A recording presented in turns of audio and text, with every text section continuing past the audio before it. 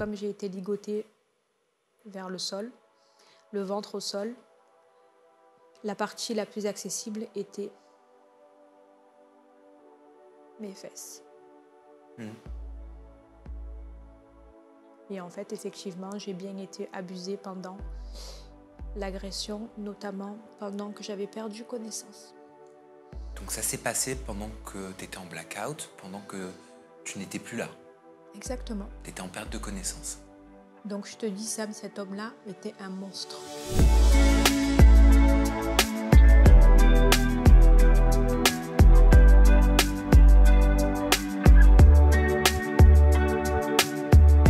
Le vendredi 4 juillet au soir, Soraya, tu as été victime d'un homejacking à ton domicile à Marseille. Ces deux hommes armés qui se sont introduits chez toi, ils t'ont dérobé des bijoux, des sacs à main, un téléphone portable, mais au-delà du matériel, ils t'ont violenté physiquement. Tu soupçonnes qu'il y aurait peut-être eu un également. Tu as frôlé la mort ce jour-là. Comment tu vas aujourd'hui, quelques semaines après ce 4 juillet? Eh bien, écoute, Sam, j'essaye de me convaincre d'aller mieux, même si malheureusement, j'essaye de montrer une autre facette sur les réseaux. Mais parfois, je ne contrôle pas mes pensées et je ne suis pas bien au fond. Je sais que c'était important pour toi d'avoir une prise de parole. Aujourd'hui, il y a beaucoup de personnes qui te comprennent. Il y en a encore beaucoup qui ne te comprennent pas. Il y en a qui disent « mais je ne comprends pas, je l'ai vu rire sur ces réseaux sociaux ». Comme si ce qui t'est arrivé, cette horreur qui t'est arrivée ce 4 juillet, devait t'enterrer pour toujours. Comme si tu n'avais plus droit au bonheur. Tu le ressens ça sur les réseaux? Oui, je le ressens. Les gens ne comprennent pas pourquoi je continue à m'exposer, à faire du contenu, à vivre, sans parler de cette agression. En fait, pour moi, la vie continue, même si parfois j'ai des phases noires, hein, surtout le soir. Notamment, il y a 2 jours, je me suis retrouvée seule à l'hôtel et je me suis retrouvée face à mes émotions. Ça a été très dur. À quoi t'as pensé ce soir-là? J'ai pensé à tout. J'ai pensé à cet homme qui est rentré chez moi, qui a abusé de ma confiance, ce qu'il m'a fait, les coups, la menace, les armes, tout. J'ai tout revu, j'ai tout repensé.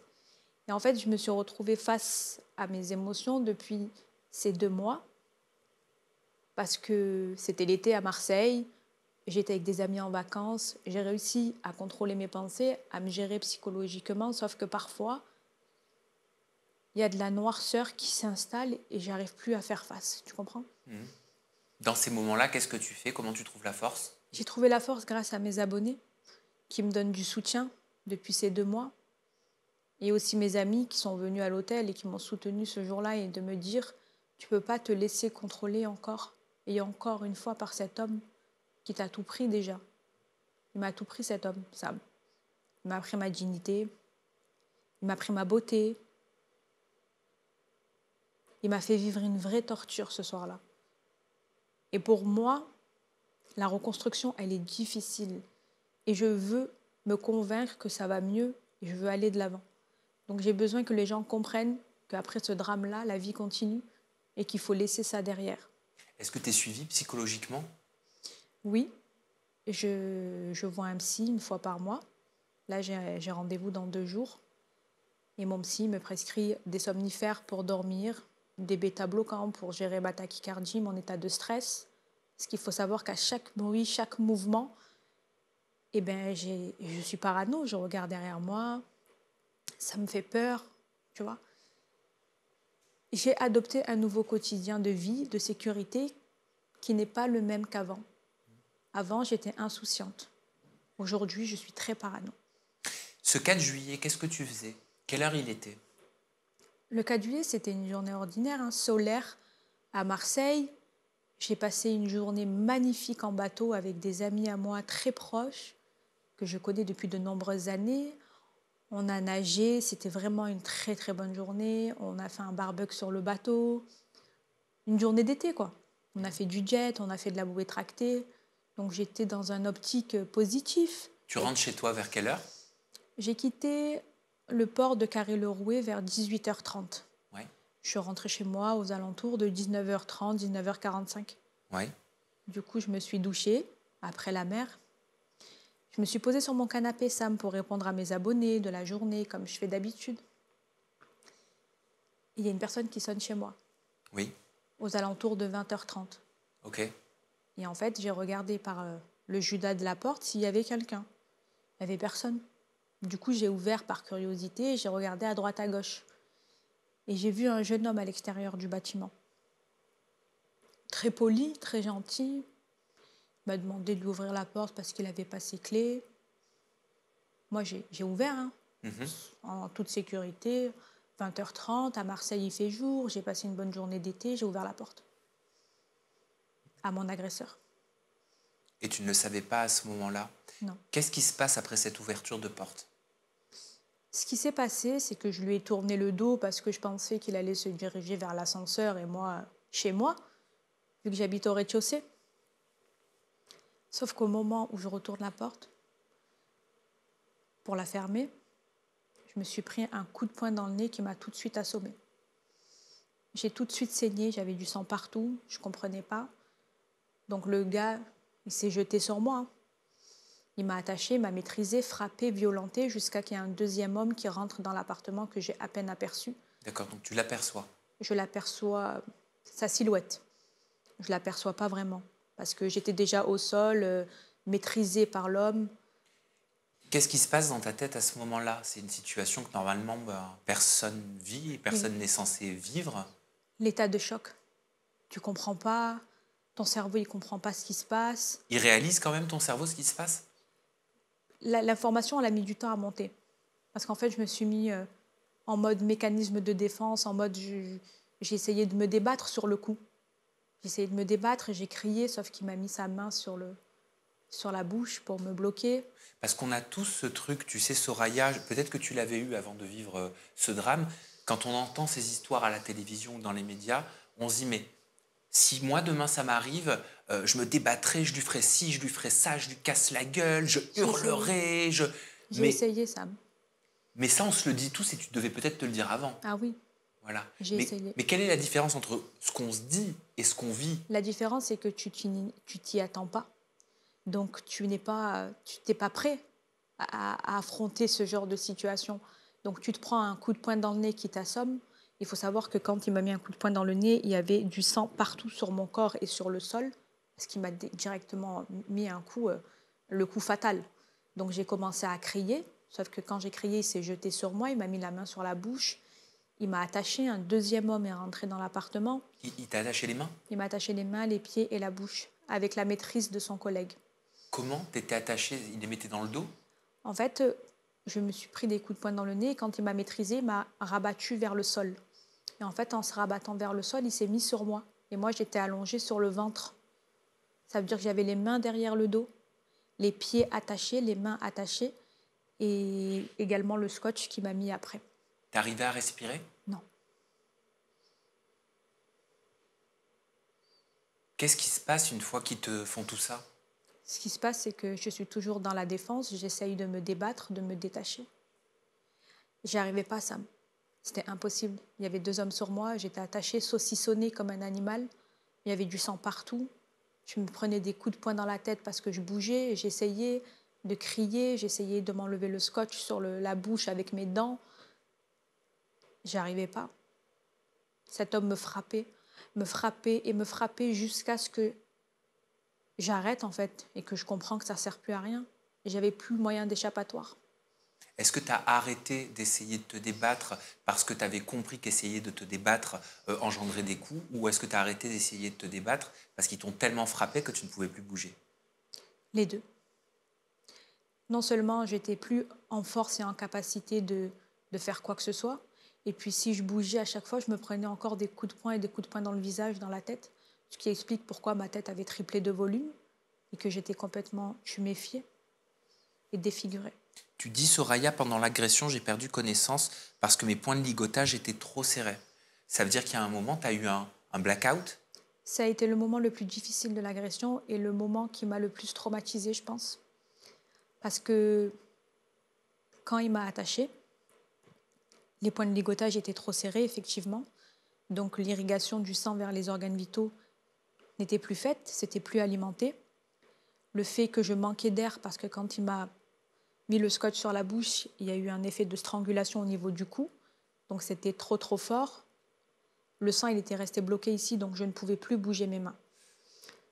Je ne pouvais plus bouger aussi mes pieds. J'avais des sensations de fourmillement parce que le sang était bloqué ici. Ça me faisait mal. Sauf que il y a eu le moment où j'ai convulsé et que j'ai compris que c'était fini.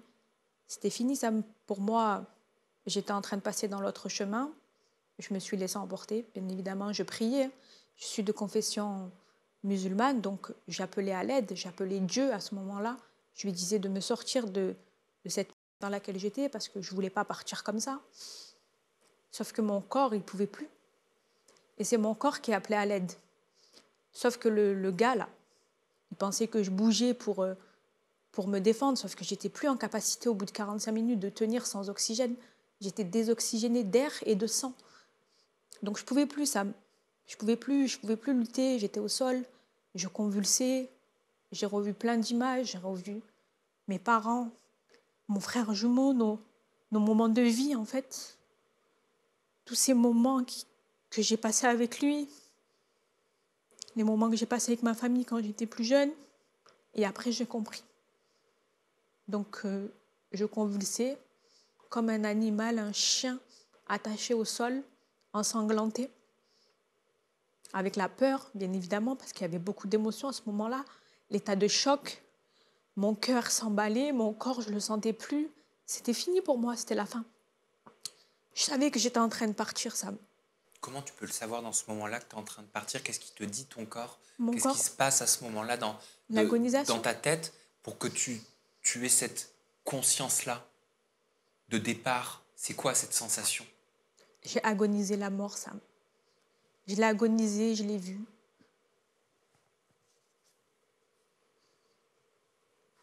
J'ai tout vu.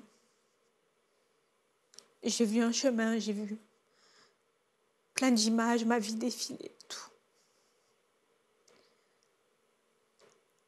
Ce qui s'est passé, c'est que je me suis laissée partir. J'arrivais plus à tenir.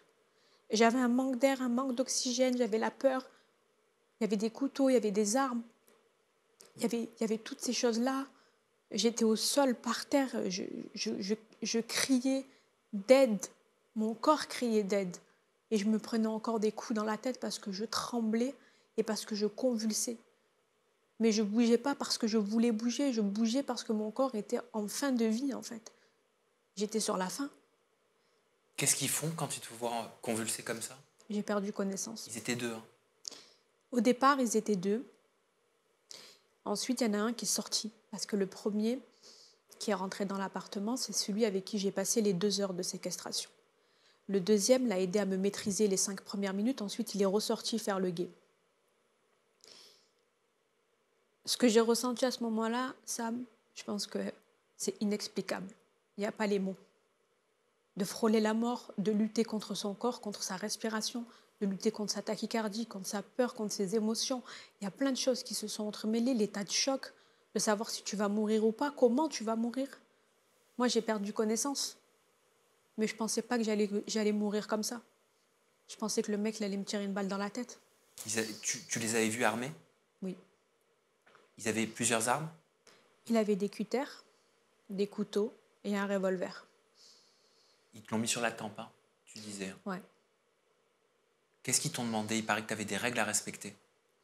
Les règles que je devais respecter, c'est de ne pas bouger, pas tourner ma tête à droite et à gauche lorsque j'étais au sol. Je devais pas faire de signes distinctifs ou bouger. En fait, l'agresseur, il avait le contrôle sur toute la situation. Il m'a mis des serviettes sur la tête quand j'étais au sol pour que lorsque je tourne mon visage à droite et à gauche, je n'ai aucune visibilité sur l'agresseur. Mais pourtant, ils étaient à visage découvert, je crois. Au départ, ils étaient à visage découvert. Quel est l'intérêt de faire ça à visage découvert? Bonne question. Est-ce que ça veut dire qu'ils se sentaient en toute impunité? Je pense que le fait de venir à visage découvert, ça a créé la confiance pour que je lui ouvre la porte. Peut-être que même que ça s'est déroulé pas comme ils avaient prévu. Tu comprends, Sam? Tu penses qu'ils avaient prévu quoi? Je pense qu'ils avaient prévu que j'ouvre la porte directement quand ils ont sonné. la première porte de l'appartement, pas la porte du bâtiment. Je pense que c'est comme ça que ça aurait dû se passer. Mais ce que je ne comprends pas, c'est qu'il y en avait un à l'intérieur du bâtiment et un à l'extérieur du bâtiment. Pourquoi il y en avait un à l'intérieur du bâtiment, Sam? Parce que la sonnette qui a sonné chez moi, c'était la sonnette qui se trouve à côté de ma porte et pas celle de l'interphone du bâtiment. Et moi, je n'ai pas fait le lien sur le coup. Et puis pourquoi toi? J'imagine que tu t'es bien sûr posé la question plus d'une fois. Est-ce que c'était prémédité? Est-ce que tu étais choisi? Est-ce que tu étais sélectionné? Je pense que j'ai été sélectionnée. Je pense que j'ai été observée. Et je pense qu'aujourd'hui, mes agresseurs me regardent tous les jours pour savoir ce que je dis sur les plateaux, à la télé et dans les vidéos. Parce que comment ils savaient que j'étais rentrée chez moi à 19h30 à peu près? Pourquoi ils ne m'ont pas cambriolé chez moi pendant mon absence, pendant que j'étais en mer toute la journée? J'étais toute la journée en mer, il n'y avait personne chez moi. On le voyait dans mes stories que j'étais en mer. Ils auraient attendu l'arrivée chez moi. Parce que le but était quoi? Le but était de te prendre de l'argent? Ils t'ont volé des sacs? Ils t'ont Non volé des seulement, bijoux? non seulement c'était de me prendre de l'argent, de me dévaliser, tu vois, de m'extorquer, de me voler, mais aussi de me tabasser. Mais pourquoi le faire en ta présence? Comme tu dis, pourquoi ne pas le faire en ton absence? Mais bonne question. Et ça, c'est une réponse que pourront avoir, je l'espère, la brigade criminelle de Marseille. Tu comprends ça? C'est des questions que tu te poses, parce qu'en fait, tu connais pas véritablement l'intention de ces agresseurs, de ces criminels. Non. C'est des questions auxquelles je n'aurai pas de réponse à ce jour. Mais peut-être un jour, la police me dira vraiment ce qui s'est passé. Tu peux te faire que des suppositions, quelque part, des films, en fait, des scénarios. En fait, je me pose tous les jours des questions auxquelles je n'ai pas de réponse, Sam. Et de vivre dans le doute, c'est l'horreur. De se dire pourquoi ils m'ont attendu à moi? Pourquoi j'ai été visée moi? Pourquoi, tu vois? C'est vrai que je suis une influenceuse connue, que peut-être que j'ai une vie peut-être paisible et aisée, mais ça ne fait pas de moi une riche ou une milliardaire. Mais ils voulaient quoi? Ils pensaient trouver 50 000, 100 000 euros en liquide chez toi? Peut-être plus. En tout cas, l'agresseur a tenté de trouver une grosse somme d'argent. Ils te l'ont dit, ils te le demandaient? En fait, quand j'ai perdu connaissance, au départ, l'agresseur ne me demandait rien. Il faisait juste son travail. C'est-à-dire qu'il me frappait, il m'a attachée, il fouillait l'appartement de fond en comble, il me tirait dans chaque pièce qu'il fouillait avec lui par les pieds. Donc imagine que je suis au sol, en sang, mon nez pisse le sang, hein. C'est ça, c'est le cas de le dire. Ma tête avait triplé de volume, donc j'étais tellement gonflée que je ne voyais quasiment plus rien de mes yeux. Mais est-ce que tu pouvais parler s'ils te posaient des questions? Je ne pouvais pas parler. J'avais le scotch sur la bouche Pourquoi ils te traînaient dans ce cas dans chaque pièce? pour avoir un visu sur moi, au cas où j'arrive à me détacher, à partir, à donner l'alerte. Donc j'étais face à un professionnel. Vu sa façon d'agir, pour moi, c'était un professionnel. Tu comprends? Le temps, il te paraît comment à ce moment-là? Ça a duré 2 heures. Tu sais, Sam, 2 heures de torture, tu as l'impression que ça va durer une vie. Pour moi, la notion du temps, elle était trop longue. Surtout quand j'arrivais pas à respirer, que j'étais désoxygénée, j'avais mal aux mains, j'en pouvais plus. Je me demandais à quel moment ça va finir, à quel moment il va partir. Sauf que il n'y avait rien chez moi. Tu les vois prendre des choses? Tu les vois intéressés par ce qu'ils voient? Je les vois pas faire. J'entends. T'entends ce qu'ils disent? J'entends ce qu'il dit, ce qu'il fait. Il dit quoi? Il fait quoi? Il m'insulte. Il t'insulte? Ouais. Pourquoi? Parce que quand j'avais le scotch sur la bouche, je lui disais, genre, tu sais, je faisais des bruits pour lui dire, c'est trop serré, viens, s'il te plaît, viens, défais-moi, religote-moi. Enfin, tu vois, j'essayais de lui dire quelque chose. Et il venait me mettre un coup de poing dans la tête. Donc, que je me prenais des coups de poing pour lui dire que j'arrive plus à respirer. J'arrivais plus, Sam. Je lui disais, j'arrive plus à respirer, je suis à la limite. Et en fait, je pense que jusqu'à ce que mes extrémités du corps deviennent bleues, ça s'appelle une cyanose, une désoxygénation des membres, des extrémités du corps. Le sang, il était localisé ici, donc j'étais bleue ici et ici. Donc à ce moment-là, l'agresseur a vraiment compris que j'étais vraiment sur la fin, en fait. J'étais en train de convulser comme un animal au sol, par terre, ensanglanté. Il fait quelque chose quand il te voit comme ça? Il est venu vers moi et après, j'ai perdu connaissance. Donc il y a eu une partie de l'agression que j'ai Je ne sais pas.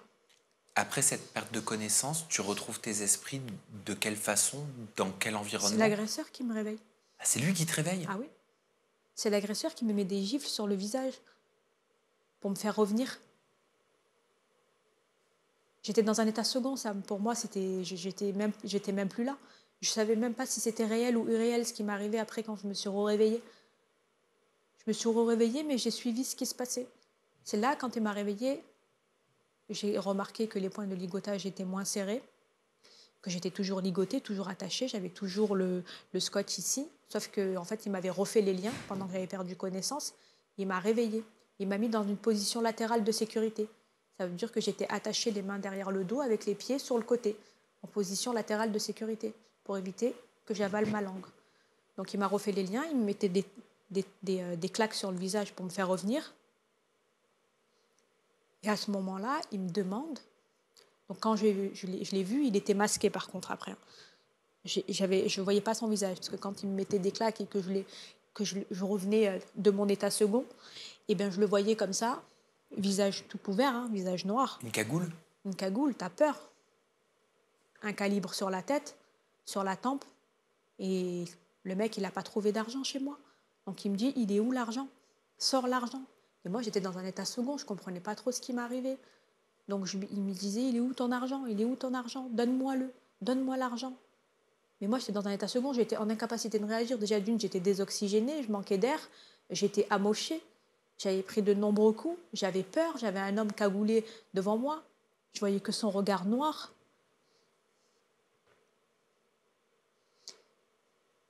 Et ensuite, ça a été l'instinct de survie. Je l'ai incité à aller prendre mon véhicule. Pourquoi? Parce que je lui ai dit que l'argent était dans mon véhicule. Donc à ce moment-là, tu fais un mensonge. Je mens. Tu mens. Est-ce que tu mens en tout état de conscience, par instinct de survie? Je mens pas par état de conscience parce que j'étais dans un état second. T'as une idée derrière la tête à ce moment-là pour te sauver? Oui, de le faire sortir de l'appartement. Et donc du coup, ce qui s'est passé, c'est qu'il m'a dit que si je lui mens, il revient et là, il me tire une balle dans la tête ou il me prend un coup de couteau et que j'allais mourir. Donc j'étais menacée de mort. J'ai pris le risque de mentir à mon agresseur pour me sauver de cette emprise. Ce qui s'est passé, c'est que l'agresseur est sorti de l'appartement. Sauf qu'il a été très malin. Il n'est pas sorti tout de suite. Il a fait croire qu'il sortait. Et ensuite, il était toujours dans le bâtiment pour voir si je n'étais pas en train de me débattre ou de me défaire les liens.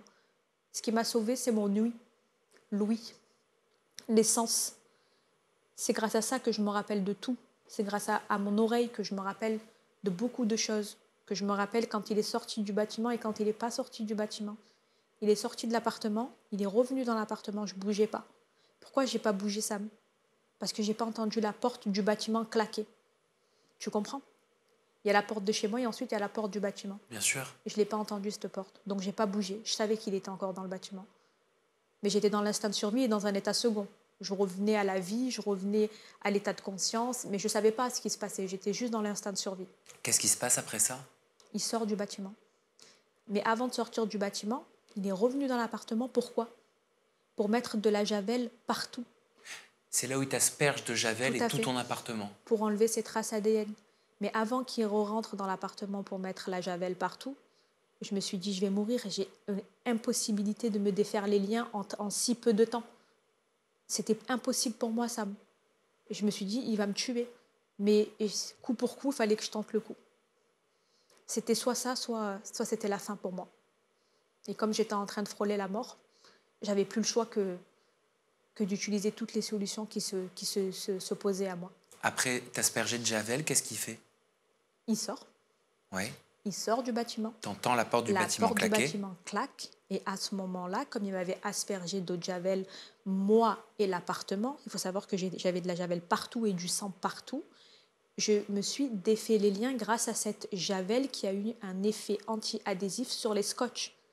Donc j'enlève les scotch des mains et des pieds, qui m'a pris quand même 2 à 3 minutes à peu près. C'était très très long, parce qu'il pouvait revenir à tout moment, et à ce moment-là, j'aurais été dans aucun état de me défendre, hein, ouais. Vu l'état dans lequel j'étais, amochée, entre la vie et la mort, dans un état second, dans un état de survie, dans un état de peur, de stress. Pour moi, Pour moi, cet homme aurait pu me tuer. Tu penses que c'est ce qu'il voulait ou son but n'était pas de te tuer? Je pense pas qu'il voulait me tuer. Ce que je pense, c'est que la cible, comme j'étais sa cible, la mission a dégénéré. Tu comprends? Donc si tu mourais pendant cette mission, ça aurait été pour lui un dommage, Ah oui, un accident de mission. un accident de mission, tout à fait. C'est terrible de se dire ça. Mais il voulait pas me tuer. Il voulait me faire peur, effectivement. Il voulait pas te tuer, t'aurais pu mourir, Soraya. J'aurais pu mourir. T'aurais pu mourir même bien avant ces 2 heures. Tu sais, Sam, je suis pas morte. Mais c'est comme s'il m'avait tuée.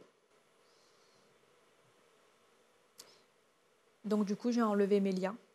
Des mains et des pieds, j'ai laissé le lien sur la bouche. Parce qu'il fallait que je parte vite, fallait que je fasse les choses vite. Donc ce que j'ai fait en premier lieu, c'est que je suis allée chez mon voisin qui m'a porté les premiers secours. Au rez-de-chaussée toujours? Non, au premier étage. J'étais en panique, je n'arrivais pas à parler, j'étais complètement désorientée. Il était là, ce voisin? Il était là, il a tout observé, il a tout vu, il était en état de choc. C'est-à-dire, il a tout observé, il a tout vu? Il a tout vu, m'a vu taper chez lui, en sang. Mon visage avait doublé de volume, j'étais méconnaissable. Mais il n'avait pas entendu ce qui s'était passé Non, précédemment? personne n'a entendu. Personne n'a entendu? Personne n'a entendu. Personne ne pouvait entendre ça. Pourquoi? Parce que j'étais attachée, ligotée, j'avais pas le droit de parler ni de bouger et que lui, il faisait son cambriolage normalement. Comment il réagit, ton voisin? Quels sont les premiers mots que tu lui dis? Je lui dis que j'ai été agressée, que je tape à sa porte. Il voit à l'œilleton que je suis défigurée. Au départ, il ne m'a pas reconnue parce que j'étais méconnaissable. Je n'étais pas du tout reconnaissable. Donc, les voisins du premier étage ont ouvert la porte. Ils ne m'ont pas reconnue. Je lui dis, c'est Soraya, j'ai été agressée. Donc, il m'ouvre la porte, il referme la porte. Il m'enlève du coup le scotch ici qui me strangulait. C'est lui qui me l'a enlevé. D'ailleurs, la police a récupéré ce scotch-là chez lui.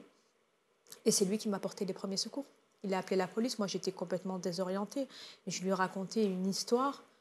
Même lui, il ne comprenait pas. Et moi-même, j'étais dans un état second, Sam. Je revenais à l'état de conscience. Je ne savais pas si j'étais toujours en vie ou si j'étais morte. Je ne savais pas. Je pensais que j'étais dans l'au-delà et que je rêvais et que la situation, elle continuait. Ton avocat, Soraya Rifi, maître Tom Michel, a déclaré: Soraya s'est réveillée avec des douleurs aux parties intimes et des traces qui laissent malheureusement peu de doute sur des actions à ce niveau-là. De ton côté, Soraya, tu as dit: aujourd'hui, je suis suivie par une psy, je prends de nombreux médicaments, il y a aussi une éventuelle agression présumée. À quel moment tu imagines avoir subi cette agression? À quel moment tu te dis que ça a pu arriver? À l'hôpital, le lendemain. Le lendemain? Pas sur le coup. Qu'est-ce qui te fait te dire ça? Ce qui me fait me dire ça, c'est les nombreuses traces d'irritation qui se trouvaient au niveau de ma partie intime et de mon... D'accord. Parce que comme j'ai été ligotée vers le sol, le ventre au sol, la partie la plus accessible était mes fesses. Et en fait, effectivement, j'ai bien été abusée pendant l'agression, notamment pendant que j'avais perdu connaissance. Donc ça s'est passé pendant que tu étais en blackout, pendant que tu n'étais plus là. Exactement. Tu étais en perte de connaissance. Donc je te dis, Sam, cet homme-là était un monstre. Il m'a tout pris. Il m'a pris ma dignité de femme. Il m'a violée pendant que j'étais inconsciente. Il m'a tabassée limite à mort. Il m'a mis un calibre sur la tête. Il a utilisé des cutters pour me déligoter. C'est pour ça que j'avais les mains, les avant-bras en sang, plein de coups de couteau. La reconstruction, elle est très, très dure, Sam. Il faut être un monstre pour faire ce qu'il a fait. Il faut être un monstre pour taper une personne, une femme, comme il l'a fait, avec autant de violence. Mais même le mot monstre, je le trouve beaucoup trop faible pour un humain, un homme qui abuse d'une personne, qui l'agresse, qui en sent, qui tape. Comment J'ai été vulnérable, Sam. J'avais pas le moyen de me défendre. Non, mais je sais, Soraya, mais c'est pas censé exciter quelqu'un de normalement constitué. C'est pas censé physiquement avoir un effet, pardon, mais un effet physique, tu m'as compris. Tu sais, sur un homme, un état comme Sam, ça? comme dirait Freud, le fou est un rêveur réveillé. Et moi, j'étais vraiment face à un fou, un psychopathe, un malade mental. Quelqu'un qui n'a peur de rien, quelqu'un qui veut de l'argent et qui est prêt à tout pour trouver cet argent-là. Maintenant, c'était la chose de trop. Avoir frôlé la mort, c'est ce qui m'a tuée dans cette situation. Mais c'est le pire de se dire j'ai été abusée pendant que j'ai été inconsciente. Imagine si j'aurais été morte, Sam, et que j'aurais été abusée dans cet état. C'est pire. Et bien c'est la même chose. C'est la même chose. Comment tu veux te reconstruire après avoir vécu tout ça? Ils te l'ont confirmé à l'hôpital, tout ça? Parce que j'imagine que toi, tu te dis, au vu des douleurs, de ce que tu sens, des traces, tu te Bien dis, sûr, forcément, il y a eu ça, mais on a besoin d'avoir bien aussi une sûr. confirmation de personnes qui nous disent extérieures, oui, c'est vrai. Ben, Tu vois? l'UMJ a fait des examens. J'ai pris la trithérapie. Sinon, ben, Si tu peux expliquer ce que c'est pour les personnes la qui ne savent pas. trithérapie, c'est 3 antibiotiques dans un médicament en primo-infection au VIH. Donc, auquel cas j'aurais été abusée. De toute façon, on ne la donne pas si on n'a pas été abusé ou si on n'a pas eu de contact avec une personne à risque. Ils ne la donnent pas. Sauf que moi, ils me l'ont donné et qu'aujourd'hui, je suis les examens et que j'ai dû prendre ces médicaments et ça m'a défoncé le foie, la fonction hépatique, parce que je ne prenais pas que la trithérapie. C'est un médicament qui est très très lourd avec de nombreux effets indésirables, mais je prenais plein d'autres médicaments, des bêta-bloquants, des anxiolytiques, des somnifères. J'en pouvais plus, Sam. Je faisais que vomir. J'arrivais plus à manger. J'avais tous les effets indésirables du monde. Pendant les 2 premières semaines, j'arrivais plus. J'imagine que tu devais avoir aussi ce stress de te dire, mais ça se fait, il m'a transmis quelque chose. De vivre avec ça, c'est la torture. Et ça, je crois qu'il faut attendre Il faut attendre 3 mois. 3 mois.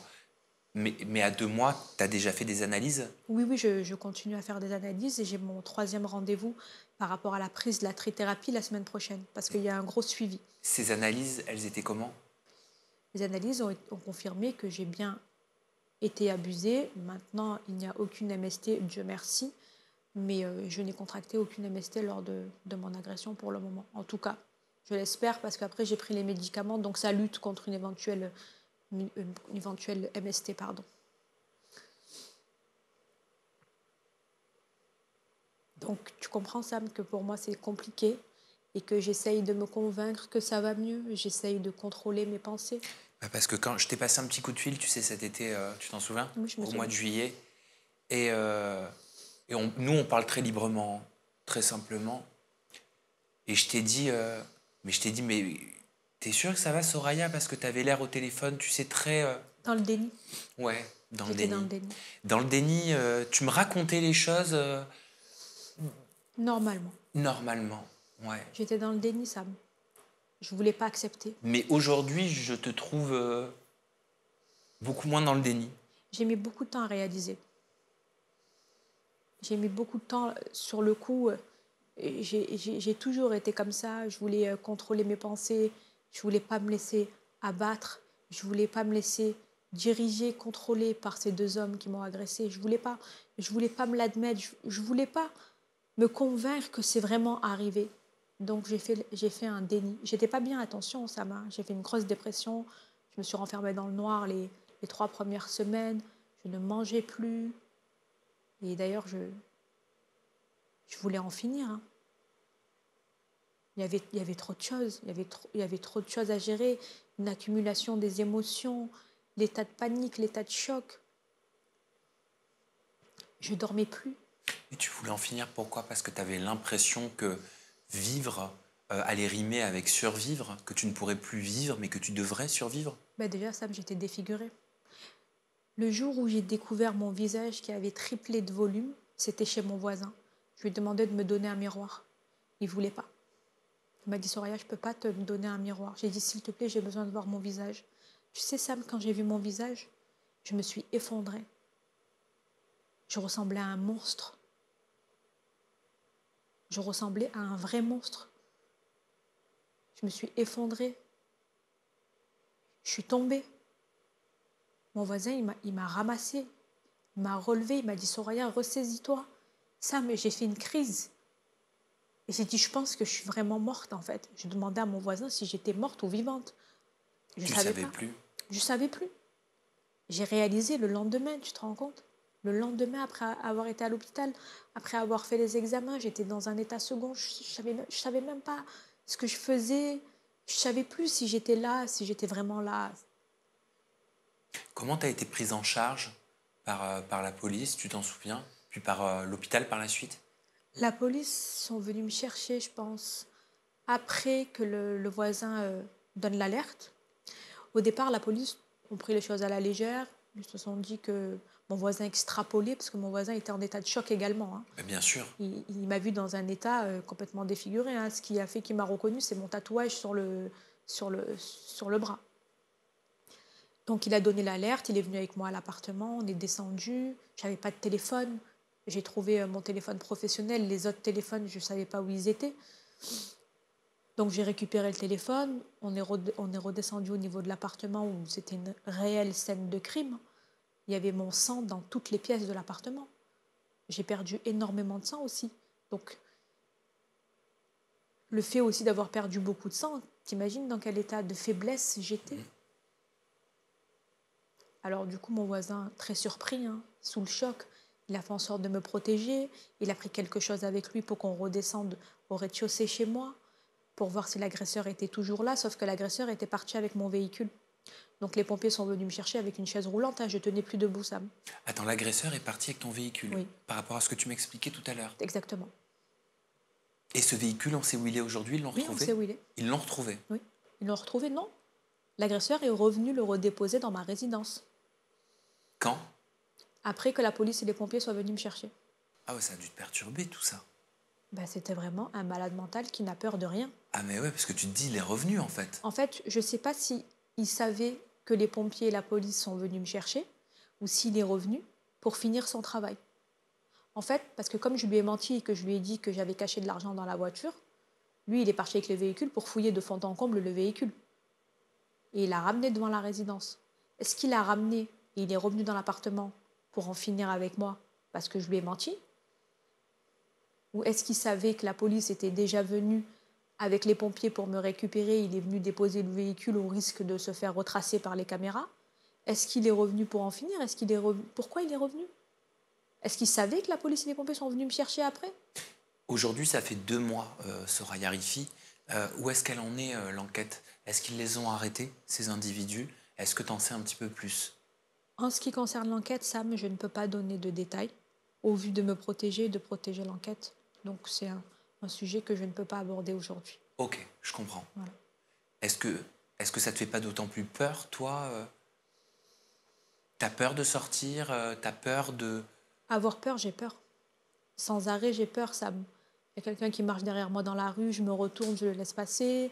Il y a quelqu'un qui fait un footing, je me retourne, je le laisse passer parce que j'ai l'impression on va se jeter sur moi comme se sont jetés ces deux monstres sur moi. T'as peur d'une vengeance? La vengeance, pas forcément, parce que j'ai pas fait de mal à ces personnes-là, je leur dois rien. Mais en introduction de cette interview, tu disais que tu étais convaincu qu'ils t'épiaient, qu'ils t'écoutaient, qu'ils écoutaient tes passages télé, J'en suis qu'ils sûre. scrutent tes réseaux sociaux. J'en suis sûre, ça. L'idée de te dire que potentiellement ils te regardent, ça te fait quoi? Je pense qu'ils doivent surveiller tout ce que je dis. Ils doivent se renseigner. Le seul problème, c'est que je ne me rappelle pas de leur visage. Et ils ont bien de la chance. Mais la seule chose que je souhaiterais me rappeler, c'est de son visage à lui. Parce que l'autre, je ne l'ai pas vraiment vu, mais lui, j'aimerais tellement me rappeler de son visage, Sam. Mais je ne m'en rappelle pas. Je l'ai vu qu'une fraction de seconde quand j'ai ouvert la porte. Comment tu veux que je me rappelle de ce mec? Et après, j'étais plaquée au sol avec des serviettes sur la tête, en train de saigner et d'agoniser la mort. J'aimerais tellement me rappeler de cette personne, mais je ne me rappelle pas de lui. Mais je me rappelle de tous les détails de ce qui s'est passé, oui, parce que je les ai vécus, parce que j'ai eu cet état de peur, cet état de conscience, l'instinct de survie. Mais lui, cet homme qui a passé 2 heures chez moi, à l'aise, 2 heures, et qui savait que j'étais seule, revenir mettre la voiture dans la résidence, Enfin, je veux dire, quel malade mental fait ça? Tu reviens sur les lieux où tu as failli tuer quelqu'un et tu déposes sa voiture dans sa résidence au même endroit où elle était garée. Tu souhaites être confronté à eux? Oui, je souhaite être confrontée à eux, aller au tribunal, aller le jour du jugement. Je souhaite que la police elle les attrape et qu'ils payent cher ce qu'ils ont fait. Parce que là, tu sais, il y a beaucoup de choses qui sont réunies. Association de malfaiteurs en bande organisée, menaces avec armes, extorsion de fonds, séquestration. T'imagines? T'imagines? Et ça, tu pourras demander à Tom Michel, hein, mais c'est 10 à 15 ans de prison. Mais encore, c'est pas cher payé. Et encore, c'est pas cher payé pour ce qu'il m'a fait. Tu disais tout à l'heure que tu étais en pleine reconstruction. Oui. Elle ressemble à quoi aujourd'hui, cette reconstruction? Comment tu la qualifierais? Cette reconstruction, elle commence déjà par le fait que le silence ne doit pas gagner. Parce que toute personne, je pense, qui vit cette situation, se seront éteints sur les réseaux sociaux. Et moi, j'y ai trouvé ma force. J'ai trouvé cette vague de soutien du monde entier, hein, Sam. Pas que de la France. Oui, il y a eu énormément de relais, d'articles. Exactement. Ça m'a donné la force de continuer et de leur montrer qu'avec la résilience, tu peux t'en sortir. Je veux leur montrer une force, une résilience, une vraie femme. Et aujourd'hui, j'aimerais accompagner justement les victimes qui ont subi peut-être des homejacking ou d'autres agressions qui ont été très graves, ou même sensibiliser le jeune public. Donc en ce moment, je fais des démarches pour intervenir dans des écoles, pour sensibiliser entre l'influence et l'éducation, pour pas que les jeunes décrochent du système scolaire pour les fantasmes que l'on peut voir sur les réseaux sociaux, parce que les réseaux sociaux, c'est trompeur aussi. Donc je pense qu'il faut pointer du doigt cette prévention-là et qu'il faut qu'elle se fasse en amont sur les réseaux sociaux. Et moi, je pense être la bonne personne pour lutter contre tout ça. Ça faisait très longtemps, Soraya, hein, que tu prenais déjà la parole pour dénoncer, c'est Oui. ce que tu disais, une violence qui devenait grandissante à Ah oui. Marseille. Ouais. Eh bien, dans notre famille, on a subi de nombreux chocs. Moi, j'ai été agressée 2 fois. Une fois devant ma résidence, chez moi, par une voisine. Une autre fois avec le homejacking qui a été d'une extrême violence, hein, qui m'a laissé de lourdes séquelles psychologiques et physiques aujourd'hui. Et comme on dit, le corps guérit plus vite que l'esprit. Est-ce que tu as été entourée, Soraya, pendant cette période, amicalement, Oui, familialement parlant? oui, oui, oui. J'y ai trouvé ma famille, j'y ai trouvé mes amis d'enfance, et j'y ai trouvé surtout ma communauté. Mes abonnés qui m'ont donné la force, le courage. J'ai reçu énormément de messages de soutien et mes avocats aussi, Tom Michel, les maîtres Cofano, qui ont fait preuve de bienveillance envers moi. Ils ont été aux petits soins envers moi. Ils me répondaient toutes les 5 minutes quand je les appelais parce que j'étais dans un état de parano. Je cherchais des réponses, je cherchais des preuves, je cherchais quelque chose pour les inculper. Et j'ai été complètement parano, je ne dormais plus. J'ai appelé Tom Michel, j'ai appelé maître Cofano. J'étais dans un autre délire, hein, franchement. Et les pauvres, je les appelais à pas d'heure, à 1h du matin, à 2h du matin. J'avais besoin d'être rassurée, j'avais besoin d'avoir des réponses à mes questions. Et Tom Michel, il pourra te montrer les messages et tout. Hein. Je respectais même pas son temps off. Hein. Je l'appelais, j'avais peur, je réfléchissais pas. On a cherché plein de réponses, j'ai cherché plein de preuves. Je leur envoyais des vidéos, des photos. Je retournais à l'appartement avec mes amis, je cherchais des preuves. Je cherchais des taches de sang qui pouvaient peut-être être les siens quand il m'a coupé les avant-bras, quand il m'a déligoté, il m'a coupé les avant-bras avec le cutter. C'est pour ça que j'avais du sang partout. Et je me suis dit peut-être qu'il s'est coupé le doigt, peut-être que c'est son sang. J'étais dans une mission. Est-ce que tu as pu trouver aussi du soutien de la part de personnes que tu as pu côtoyer, d'influenceuses, d'influenceurs Oui. qui se sont manifestés dans ce moment-là? Oui, oui, oui. Il y a quelques influenceurs qui m'ont contacté. Il y a Sebidadi, Léa Marie, Beverly, Noémie, et encore Camilla. Quelques influenceurs, pas énormément, mais quelques-uns m'ont soutenu dans cette histoire. Ça fait chaud au cœur? Ça fait chaud au cœur. Ça apporte un petit peu de réconfort. Bien sûr, ça rapporte toujours du réconfort, Sam, dans des situations aussi extrêmes que la mienne. Ça m'a rassurée de me dire que quand même, tout le monde, ça pouvait être tout le monde, toutes ces personnes qui m'ont soutenue auraient pu être visées au vu de leur statut sur les réseaux sociaux. Tu comprends? Et encore, je ne suis pas une grosse influenceuse comme certains. Et j'ai été visée. Donc ça touche tout le monde. Et pas que des influenceurs. Il y a des personnes qui ne sont pas connues, Sam, et qui sont victimes. Et malheureusement, qui n'ont pas la possibilité d'en parler, de dire ce qu'ils ont vécu. Tu vois ce que je veux dire? Donc même ces personnes-là qui ne sont pas connues ont besoin eux aussi de soutien. Tu vis toujours dans cet appartement? Non. Ah oui. Tu as déménagé rapidement? Je n'ai pas déménagé parce que j'ai toujours mon appartement.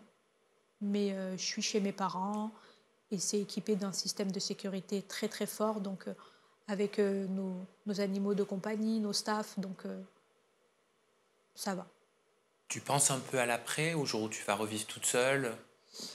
Je pense que oui, je vais revivre toute seule parce qu'il ne faut pas que ça reste un obstacle dans ma vie, mais pas tout de suite. Là, Pas j'ai tout de suite. besoin constamment d'être accompagnée, d'être avec quelqu'un tout le temps, à l'hôtel.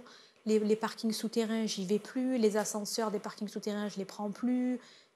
Pour moi, si je suis dans un ascenseur et que je me fais agresser, je ne peux pas me défendre. Alors que si je suis dans les escaliers, je peux courir, je peux crier. Je suis complètement parano, ça. Mais j'ai adopté un nouveau quotidien qui est compliqué, là. C'est dur. Le véhicule, je ne me promène pas seule. J'ai peur qu'on me suive. La dernière fois, j'ai failli prendre une amende parce que le policier, j'ai grillé le feu parce que je regardais trop mes rétros, mais j'ai pas regardé le feu. Le policier m'a arrêté, il m'a reconnu, il a compris la situation. Je lui ai expliqué que je suis dans un état de post-traumatique par rapport à ce qui s'est passé, que je regarde partout et que j'ai pas vu le feu. Voilà. Aujourd'hui, ça va? J'essaye. Tu te sens vivante encore? Je me sens différente, Sam. Vivante, c'est pas le terme. Je pense que il y a une partie de moi qui s'est enfuie et il me reste une autre partie. Il y a quelque chose en moi qui est mort. Ah, tu le ressens? Oui.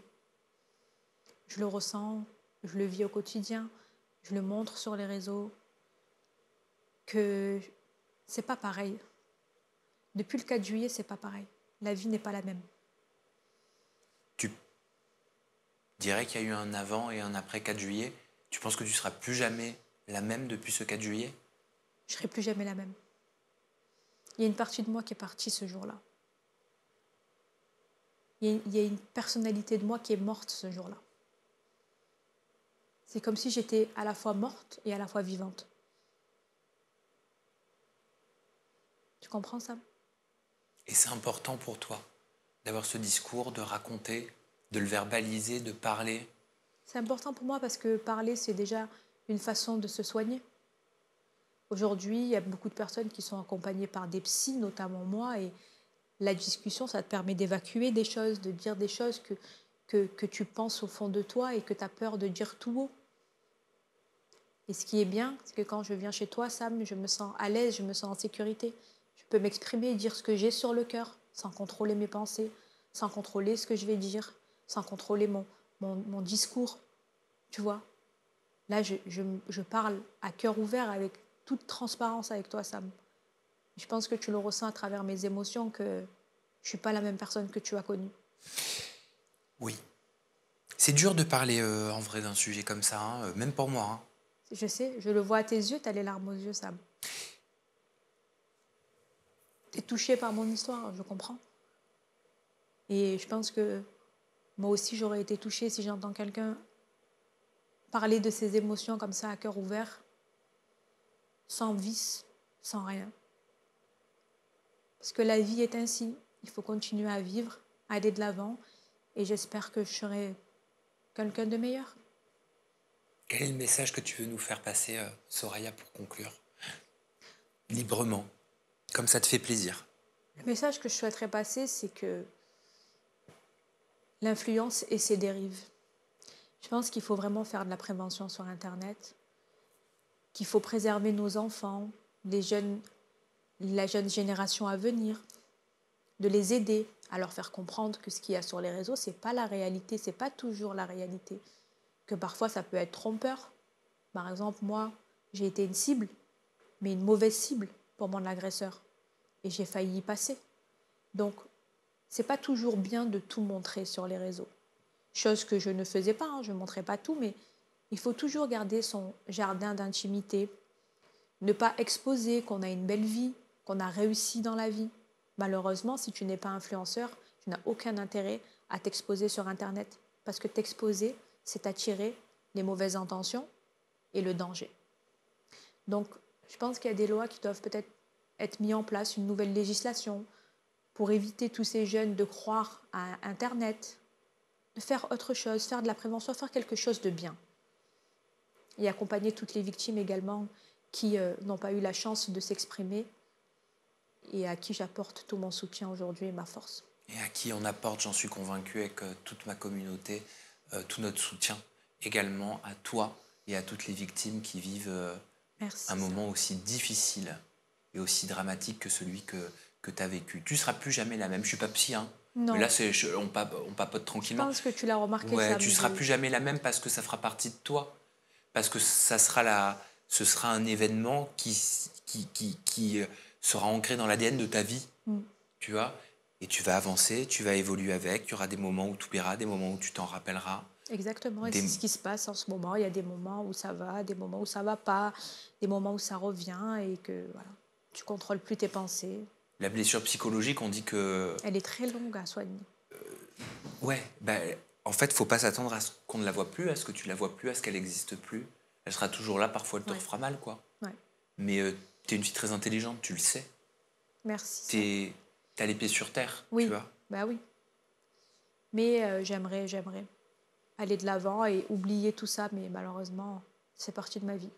Je pense que c'est trop tôt. C'est trop tôt. Même s'il n'y a pas de règles et qu'il n'y a pas de timing parfait.